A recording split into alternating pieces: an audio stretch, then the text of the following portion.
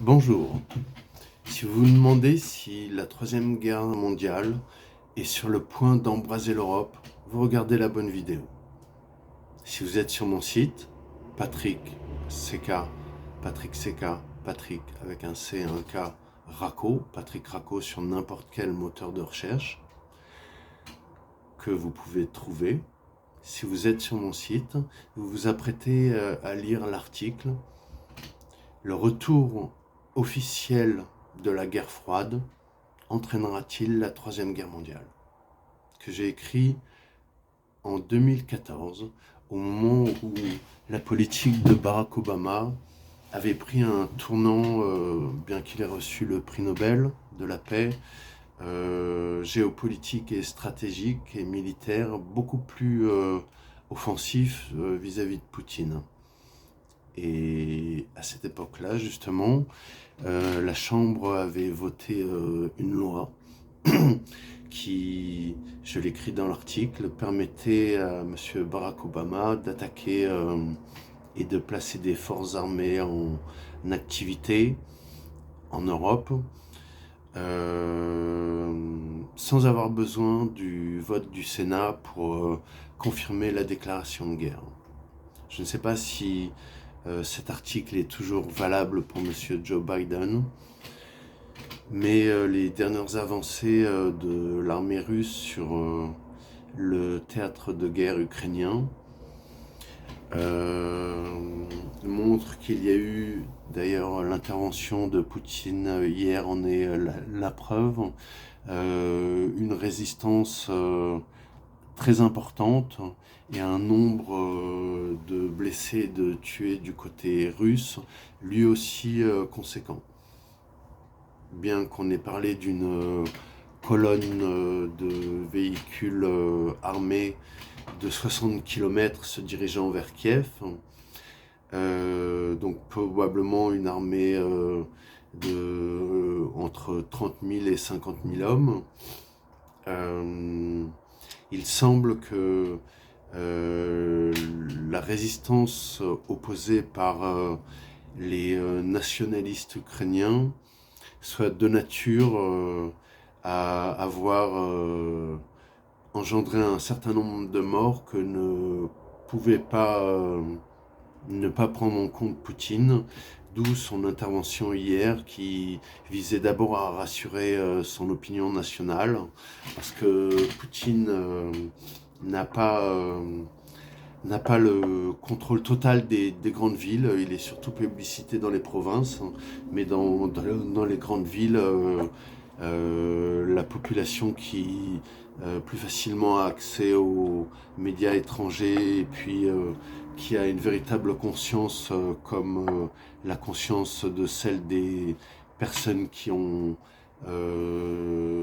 engendré le printemps arabe, une conscience universelle, le produit d'une communication universelle, une communication virtuelle, et c'est le seul, l'un des seuls, même si on n'aime pas l'informatique ou la robotique ou tout ce qui est nouveau, mais vraiment là, comme moi d'ailleurs, l'un des seuls effets bénéfiques qu'ait pu avoir Internet, c'est au niveau de l'échange et de la circulation des idées, une intensification de cet échange, et donc à travers un discours qui, d'une personne à l'autre, je parle d'un discours philosophique qui permet de comprendre une situation lorsqu'elle est complexe, comme celle qui peut être celle de l'Ukraine, car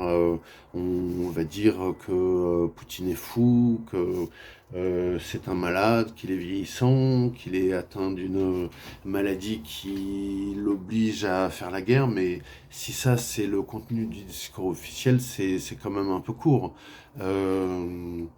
Les revendications de Poutine et ce qu'a exprimé M. Lavrov hier, avant que d'ailleurs ne soit totalement inaccessible, les moyens les médias financés par les tiers russes qui étaient sur le sol européen. Je parle bien sûr de RT que je ne connais pas et de Sputnik que je lis fréquemment, qui est orienté, bien sûr orienté au anti-américain, mais bon, c'est une source d'information aussi très intéressante. Euh, de devoir maintenant y avoir accès par, je ne sais plus, je crois que c'est Instagram, ou enfin bref.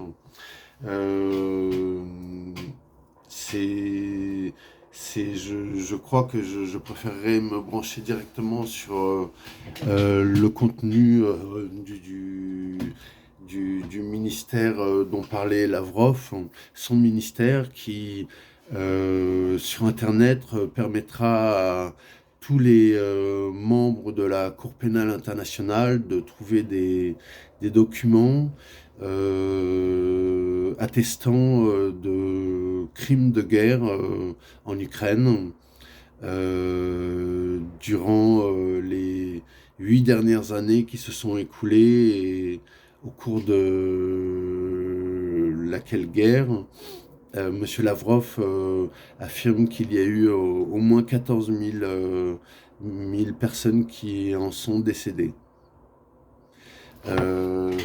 Son, il faudra, d'ailleurs, je suivrai cette affaire de près si je n'ai plus accès à Sputnik, parce que je pense que si stratégiquement, ou en tout cas au niveau de la ligne éditoriale de Sputnik, il y a quelque chose à faire, c'est bien de diffuser les documents dont parle M. Lavrov et auquel semblait en filigrane faire référence M. Poutine quand il déclare faire une guerre contre des nazis et que bon, lui parle de génocide. A priori, pour l'instant, au regard de ce que je sais, on peut parler de crimes de guerre, mais bon, ça pour l'instant, depuis le Rwanda, les génocides se sont multipliés sur Terre et chaque guerre comporte souvent la trace d'un génocide culturel, d'un génocide j'entends par là, par élimination des populations. Et malgré des instances comme l'ONU ou des grands accords concernant la guerre qui avaient été signés et approuvés à la fin de la Seconde Guerre mondiale, l'on voit que c'est ce que j'explique dans cet article, que les forces idéostratégiques et géopolitiques qui permettent de comprendre les causes de la guerre au XXIe siècle, en ce qui concerne ce qui se passe en Europe et en Ukraine, il faut clairement s'en reporter à l'histoire de l'Ukraine, sa formation et aux matières premières qu'elle fait transiter sur son territoire, parce que l'Ukraine est traversée par un gazoduc principal et des gazoducs, un fourmillement de gazoducs secondaires, et que dans cette histoire, depuis le début, en fait, on voit s'opposer des personnes morales, c'est-à-dire des entreprises privées, Exxon, Gazprom, etc. Exxon concernant l'Ukraine depuis son indépendance, enfin depuis la révolution de Maïdan.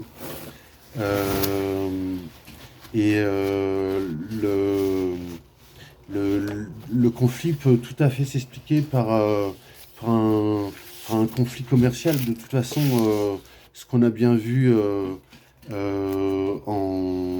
en Syrie, c'est que le pétrole orientait la stratégie militaire à un point que c'est en zone de conflit la ressource pour laquelle on cherche à s'approprier la production, la distribution euh, euh, et la revente pour financer directement la logistique de guerre. Et en Ukraine, comme en Géorgie, c'est ce que vous pourrez apprendre en lisant cet article.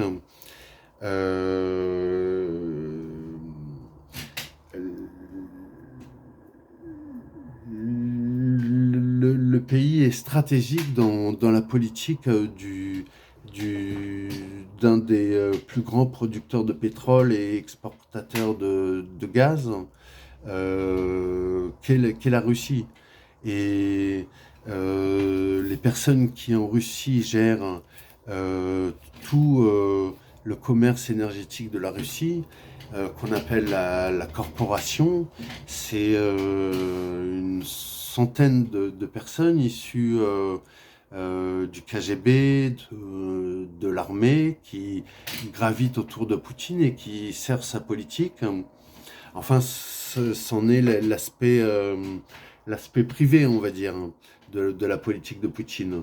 Mais ces personnes-là, comme les grandes multinationales occidentales, sont, je crois, dans ce conflit, et ça c'est encore un conseil pour la Cour pénale internationale, les principales sur lesquelles il faut appuyer l'effort juridique pour les entraver. Car militairement, si la guerre est déclarée, sur le terrain, le théâtre des opérations directes d'affrontement des forces armées, il y aura une réalité de terrain et une réalité que suivra la stratégie militaire, que ne pourra modérer ou en tout cas influencer l'aspect juridique de ce conflit, qui pour l'instant n'est pas nucléaire, mais qui, d'après les déclarations de tous les belligérants, peut l'être. Mais pour l'instant, c'est clairement un conflit de business. C'est la corporation contre la corporation russe, contre des oligarques russes, j'entends bien sûr, hein, contre les, les, euh, les multinationales occidentales, celles qui gèrent l'économie du pétrole. Et concernant le rôle des présidents européens, des présidents et présidentes européens, bien sûr, d'avoir raffermi les forces de l'OTAN à la frontière ukrainienne pour entraver un mouvement armé qui déborderait l'Ukraine et aurait l'intention d'attaquer tout azimut. Cette hypothèse militaire ne prévaut pas peut-être sur le terrain ukrainien. Je veux dire que la résistance et les pertes humaines de l'armée russe vont peut-être être d'une importance cruciale dans l'envie de négocier de M. Poutine. Car il ne peut pas s'effondrer ou effondrer la Russie de l'intérieur par des manifestations qui seraient comme comme en France tous les samedis ou, ou, ou en Algérie, le Irak tous les vendredis. Cette situation intérieure, c'est ce qui peut entraver la guerre et les raisons de prolonger la guerre pour Poutine. Mais d'ores et déjà, si il s'arrête au Donbass et désencercle Kiev, et bon, des couloirs de circulation ont été conclus entre M. Zelensky et M. Poutine, un accord qui peut être important pour les populations. Mais d'ores et déjà, je crois que M. Poutine, s'il ne veut pas déclencher une guerre pour laquelle il doit prendre en compte que ce qui dirige, bien sûr, M. Poutine est un stratège, hein, c'est une évidence, hein. Il l'a toujours démontré et nous parlerons ici donc en matière de stratégie militaire. J'espère que M. Poutine se rappelle de ce qui s'est passé cet été, au moment des averses qui se sont déversées sur l'Europe, hein. Le contexte dans lequel nous étions était le même, hein. Et M. Joe Biden avait, semble-t-il, les mêmes intentions, mais par contre, M. Poutine ne lui avait pas donné, comme avec maintenant cette déclaration d'intervention armée de la Russie en Ukraine, l'occasion lui-même de riposter, enfin de riposter à travers les pays européens. Là, M. Poutine doit, je me réfère à cet article, relire l'article que j'avais écrit à l'époque de Barack Obama. Barack Obama cherchait l'assentiment de tous les pays ou le maximum de pays européens, la France en tête, pour déclencher quelque chose à partir de la situation en Ukraine, comme une guerre qui puisse être contenue dans les limites de la guerre conventionnelle et sans recours nucléaire. Ça n'avait pas marché parce que, notamment grâce à cet article. Et j'espère que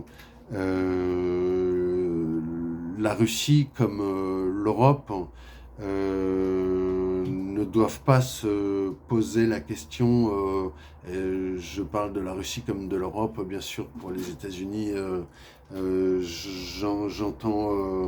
j'entends qu'ils puissent en être de même. Mais la question pour chaque camp de savoir s'il peut gagner la guerre, c'est ça, tous les militaires, tous les généraux doivent clairement exprimer que si les armées se sont entraînées à un conflit direct et en milieu urbain ou en tout cas en zone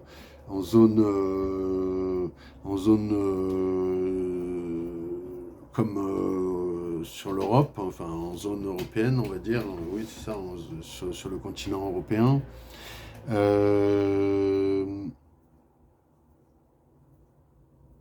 Les conditions de fin de cette guerre ne pourraient pas être comme pour la Seconde Guerre mondiale. Le retentissement nucléaire de Hiroshima ou Nagasaki qui obligèrent l'empereur du Japon à signer la paix. Non, là, la situation serait complètement différente. C'est-à-dire qu'à la fin du conflit nucléaire, il n'y aurait plus d'Europe, plus d'États-Unis, plus de Russie, plus d'Iran. La Chine serait très impactée. Enfin, ce serait un désastre. Et j'y avais pensé une fois. Dans ce contexte-là, ne pourrait survivre de l'humanité que peut-être les civilisations primordiales ou racines qui sont dans des contrées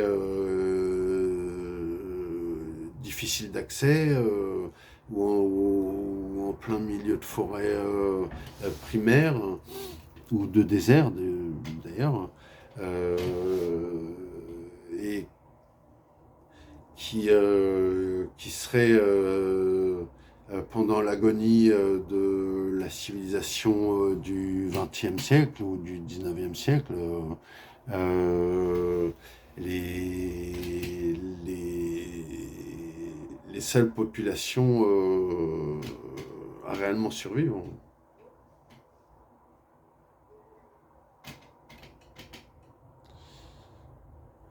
Et je crois que pour le risque de conflit qui s'annonce, toutes les parties en présence doivent savoir que la Cour pénale internationale, depuis des arrestations qui ont été réalisées dans des pays africains de personnalités qui avaient des connivences avec des personnes haut placées en Europe. La Cour pénale internationale va bientôt être sur le point de révéler des dossiers qui concernent des Européens eux-mêmes. Monsieur Poutine doit être sûr s'il pense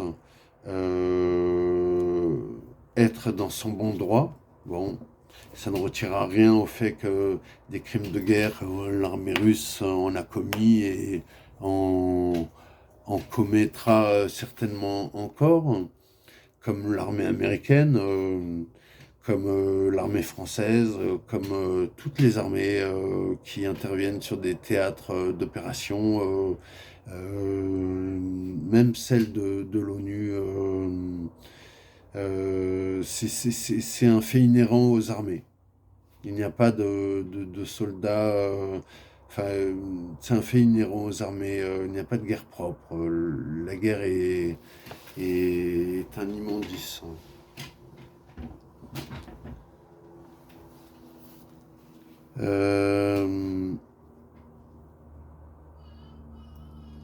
Il faut être certain pour Monsieur Poutine, comme pour les autres participants au conflit. Je pense aux présidents de multinationales, qu'elles soient russes ou, ou américaines, que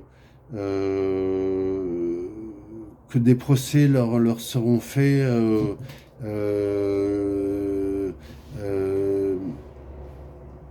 que des procès leur seront faits s'ils ne respectent pas ni les lois de la guerre, comme les, les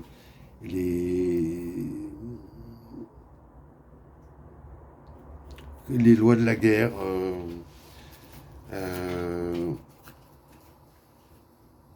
comme la Convention de Genève, les conventions de Genève.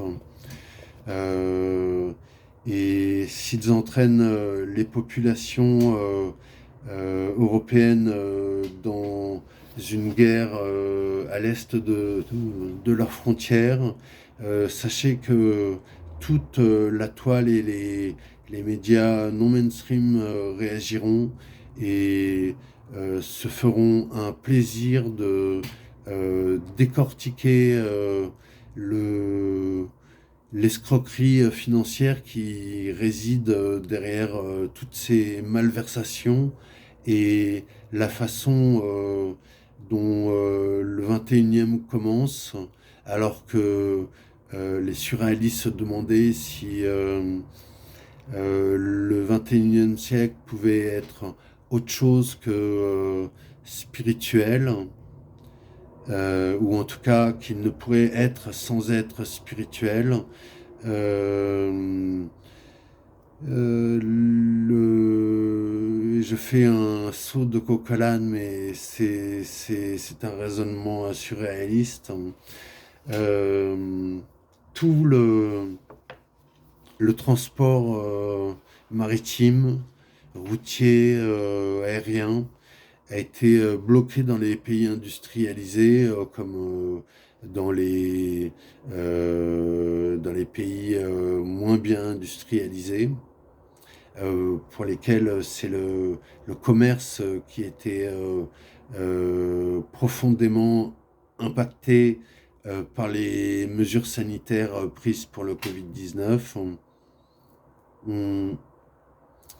Et un temps, même à Venise, on se demandait comment et pourquoi on voyait passer des dauphins dans les canaux. Les rues étaient vides de touristes et les animaux reprenaient un peu la possession des villes, les animaux sauvages. Euh,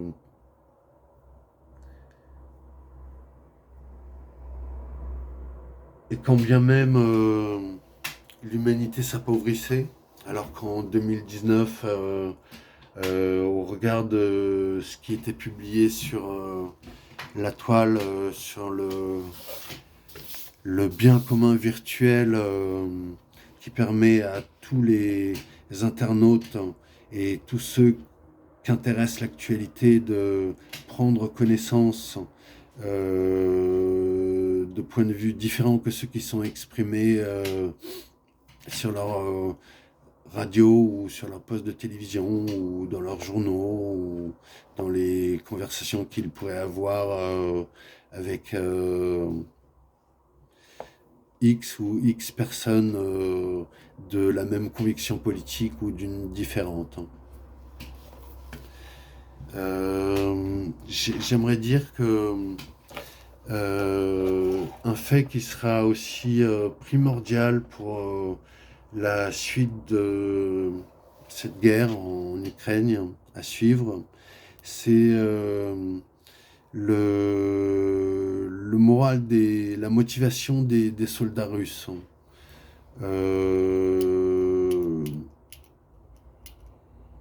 Si Poutine est intervenu hier et principalement en direction de sa propre population pour annoncer, comme il le fait à chaque grande tragédie qui touche la Russie,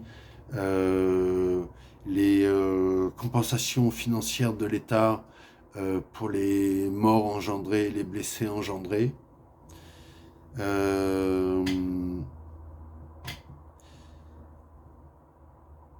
Alors qu'il ne l'avait pas fait en 2014 et quand il avait fallu que les journalistes s'intéressent ou fassent des évaluations en fonction des manifestations de merde de soldats qui s'étaient multipliées en Russie et qui avaient recensé parmi elles entre les morts et donc cela pouvait donner une idée de l'acharnement des combats et malgré l'importance des forces russes envoyées sur le terrain, de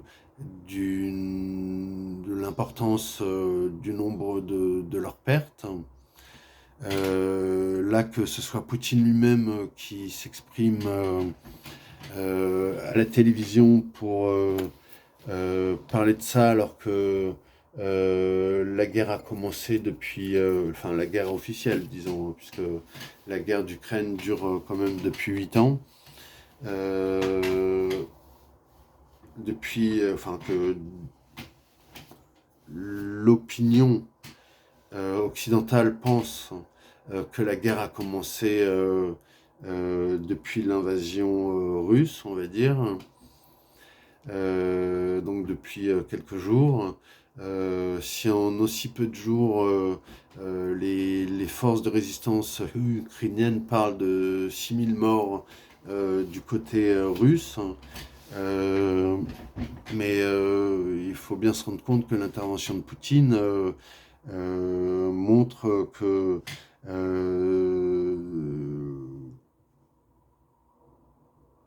les combats sont acharnés. Et je crois que les belligérants ou les forces armées de l'OTAN, enfin tous les généraux et tous les officiers doivent se rendre compte que des mercenaires sont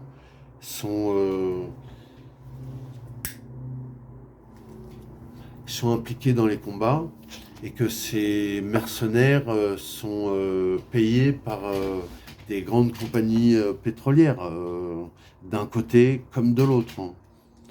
Et que le conflit, s'il se révélait effectif entre la Russie et l'OTAN, aboutirait à des bouleversements géopolitiques qu'on ne peut pas mesurer, tant ils sont nombreux, et en même temps un revirement idéostratégique. Parce que, et c'est là où prend sens mon coq à l'âne sur le Covid-19, parce que depuis 2014, depuis que le printemps arabe a été remplacé par la guerre contre l'État islamique et par l'intensification, et là je crois que la Russie quand même doit aussi se remettre en question, l'intensification de la stratégie russe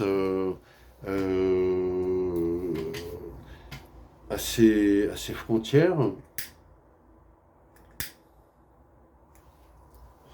Je parle de stratégie d'influence, hein, et que depuis l'accession de M. Poutine au pouvoir, qui a dû en 10 ans redresser l'effondrement effectif de l'URSS et de l'armée russe en l'occurrence, pour pouvoir rivaliser comme il le fait maintenant avec les forces onusiennes. Donc pour ma part, je ne sais pas si M. Poutine est dans sa réflexion à un point de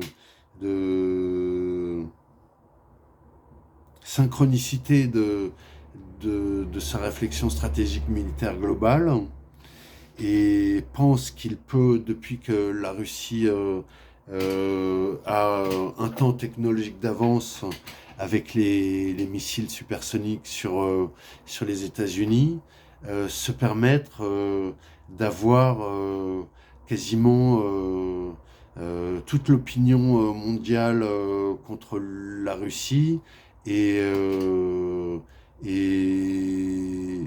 un certain nombre de pays de l'OTAN prêts à fournir du matériel pour constituer une armée qui, de toute façon, même si elle n'existe, l'armée de l'OTAN, qu'au travers des exercices qui ont été réalisés, que ce soit sous Sarkozy ou Hollande, sur le sol européen, des exercices pour évaluer interopérabilité des armées entre elles.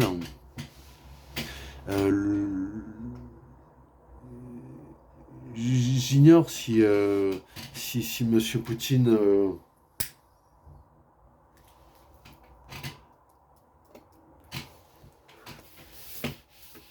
devrait persister dans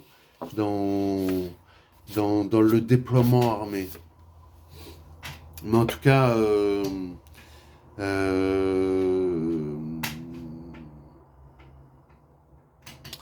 si M. Poutine a osé ce geste, c'est certainement parce que du point de vue de la stratégie militaire, chaque pays est obligé d'avoir une stratégie militaire. Par exemple, la stratégie militaire américaine contient, est tout entière modelée par 5 principes de guerre.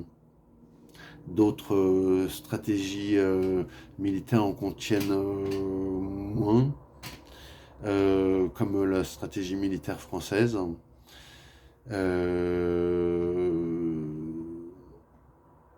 Mais les conflits qui se sont déroulés depuis que M. Nicolas Sarkozy a renversé M. Kadhafi montrent que l'Occident n'a pas de conscience claire de la situation géopolitique où elle veut se rendre.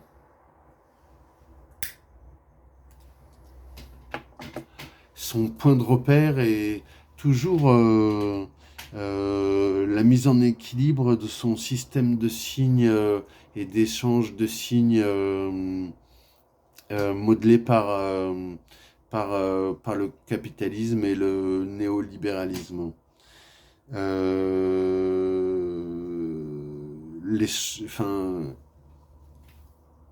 La mise en équilibre de son économie et la recherche de cet équilibre, c'est-à-dire un équilibre où les plus riches sont encore plus riches et les pauvres sont selon la mentalité du moment, la docilité des travailleurs,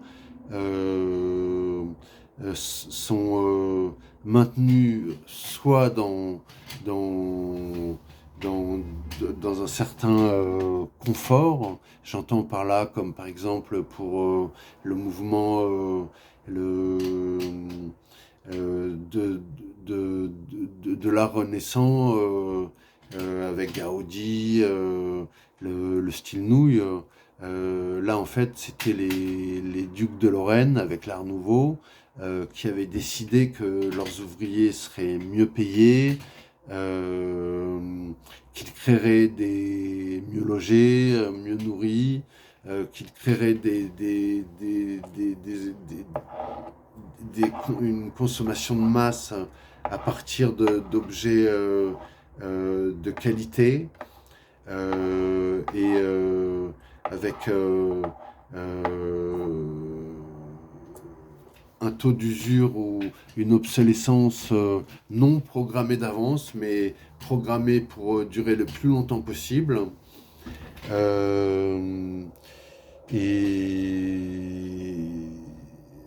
Et ce capitalisme-là concevait que malgré tous les désirata du peuple dans une démocratie,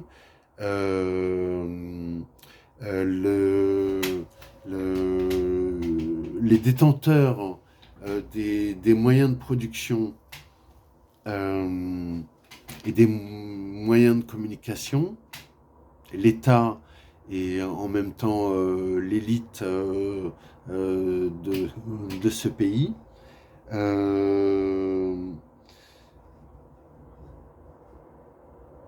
euh, ont toujours,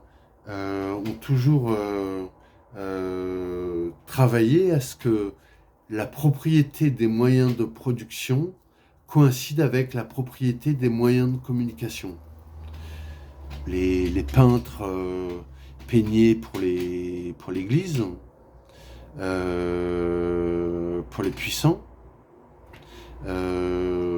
Chaque roi pouvait mettre dans des tableaux historiques les hauts faits de son armée. Au moment où la démocratie s'est renforcée, quand finalement les ouvriers et la bourgeoisie étaient en passe de supplanter l'aristocratie, en France en tout cas, supplanter, ou en tout cas presque éliminé, hein. Il y a eu des milliers de morts pendant la Révolution française.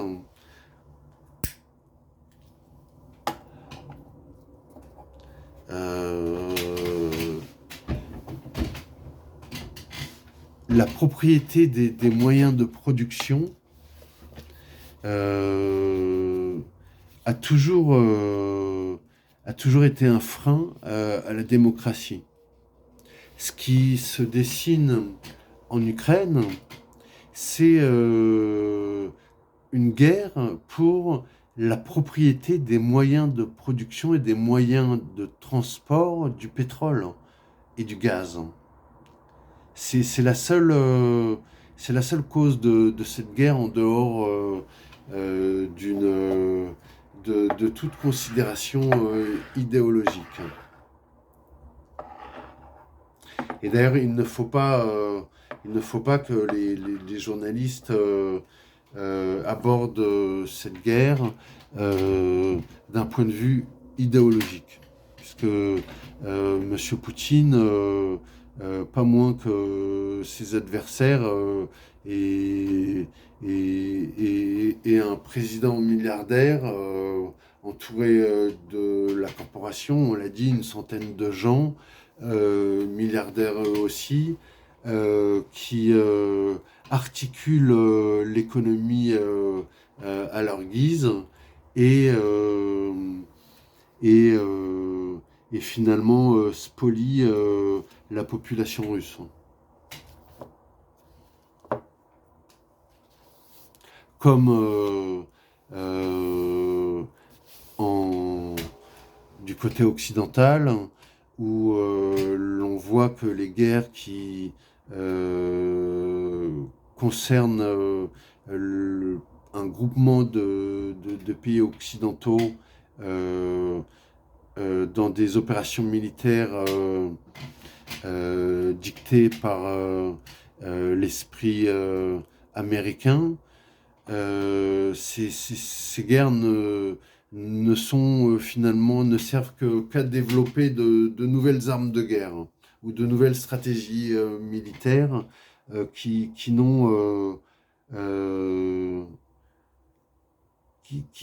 sont dénuées d'esprit de prévoyance. Ce qui fait qu'une fois que la guerre est finie, il n'existe aucune armée spécialisée dans la reconstruction. Ce qui s'est passé en Irak, si je parle de cela pour imaginer ce qui va se passer si la guerre se confirme dans l'est de l'Europe. Après la guerre d'Irak, l'armée américaine avait été si efficace que les gens étaient privés d'eau, privés d'électricité, privés d'infrastructures administratives, de monnaie, d'argent, et la famine menaçait, bien sûr. et ce qui a été fait après la guerre d'Irak par les Américains. Je prends l'exemple des Américains, ça pourrait être les Français, ça pourrait être les Anglais, ça pourrait être... c'est un exemple, hein. Euh, il n'y a pas eu de reconstruction